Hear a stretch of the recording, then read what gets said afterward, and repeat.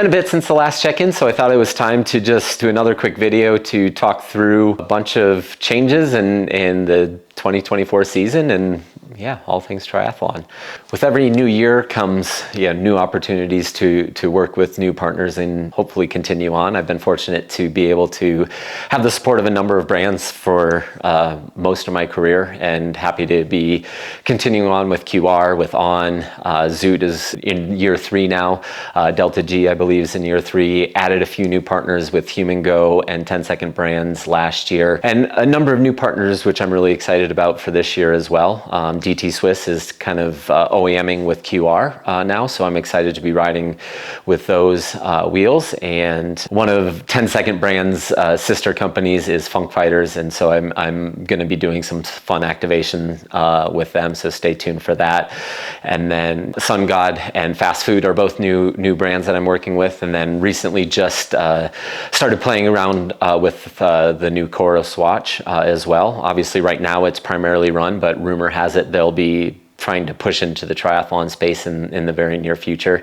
Right now I've been really trying to learn how to use some of the features on their watch that I haven't had access to before. One of the coolest things that I like about it is that they have the kind of simulated pace. So when you're running uphill, it kind of gives you a number that says this is the equivalent of what it would be on the flat. And it kind of takes away the excuse to always have to do intervals on the flat. So now I don't have that, so it kind of encourages me to go out and do run intervals, whatever the terrain provides, because that's the way we're going to race.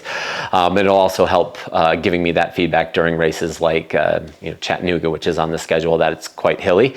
So kind of being able to gauge the effort more than just off of RP like I've done in the past. So a tool that I'm trying to get better at using as we go. I also had the opportunity in February to go and visit the Certified Piedmontese headquarters and kind of see how everything on that end works, and learn about that company, and that's another partnership. Obviously growing up on the farm, that's quality beef is something that's important to me, and learning about them and how they do everything the right way was a lot of fun as well. Training wise, things are in a pretty good place. Right now I'm kind of in that transition phase where I'm starting the race specific prep.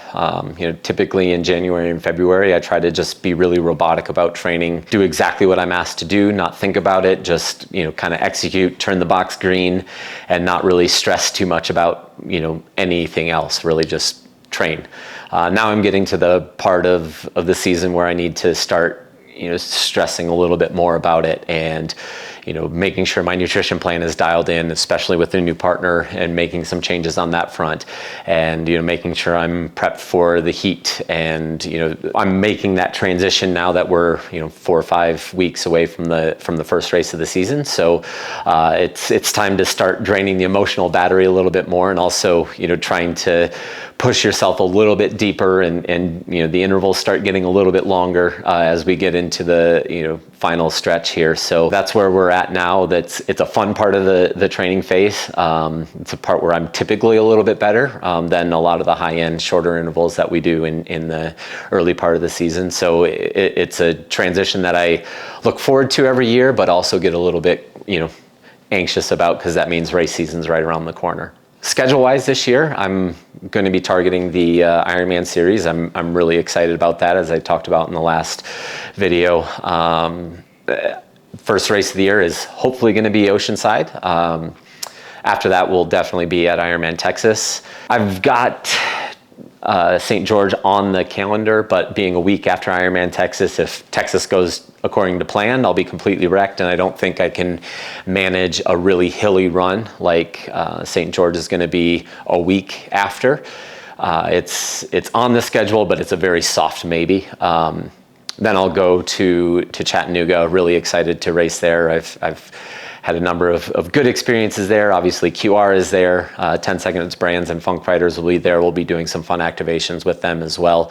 So it'll be obviously a really important race, but we'll have some good events leading into that as well. And then I'll probably race Boulder to be the next 70.3 on the Ironman series, and then take the mid-season break. obviously, if all goes to plan, I'll do Lake Placid and Kona, and then we'll figure the fall out after that. The other kind of elephant in the room is getting the Kona qualification. I fell about 90 seconds short of that at Ironman Florida, so the intention is to get that at Ironman Texas. Obviously, I'm targeting the race series, and if I don't get it at Texas, then I've got some decisions to make, whether I roll the dice and wait till Lake Placid at the end and try to get it there, or go to Cairns or do a non-series race. I'm hoping to avoid that decision or having to stress about that, and I can just do what I've done in the past and race well at Ironman Texas and kind of tick that box as well. Obviously, I started the conversation about my schedule with hopefully Oceanside as the first race of the season. Could be a few wrenches in that plan with baby H on the way anytime soon. I think we're over 37 weeks now, so we're kind of in the final countdown there. Due date is, well, I guess 2 weeks before Lake Placid, so I'm maybe naive in thinking that everything will go smoothly and I'll be able to be on that start line. Obviously, I'm going to prioritize, the new fatherhood role, and making sure baby H and Ashley are happy and healthy before fully committing into that race.